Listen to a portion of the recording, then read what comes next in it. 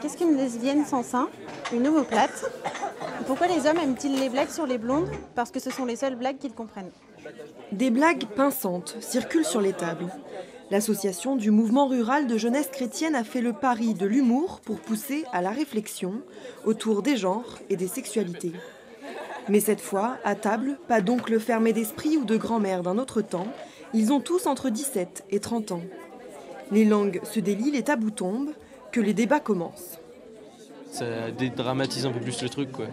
À l'église, c'est autre chose, et puis c'est pas un milieu que je pratique forcément, du coup, c'est plus simple ici pour moi. À la base, c'est un beau message, toutes les religions. C'est un message de paix, de vivre ensemble, et du coup, c'est très dommage qu'il y ait des gens qui soient exclus de ça. Dans ma paroisse, on a pu en parler, évidemment, et là, par contre, sur un degré plus humain, on va dire, le sujet est ouvert, et oui, on peut en parler. Mais il fallait oser. Oser provoquer ces discussions avec ces jeunes, pour la plupart croyants et issus de milieux ruraux. Si l'homosexualité est parfois compliquée à aborder d'une manière générale, elle l'est d'autant plus à la campagne. On s'est rendu compte en organisant l'événement que ce thème était beaucoup abordé d'un point de vue plutôt citadin. Voilà, il y a des événements autour du féminisme, ou même si on prend l'exemple des Gay Pride aussi, si on parle plus du côté LGBT, qui ont toujours lieu en grande ville.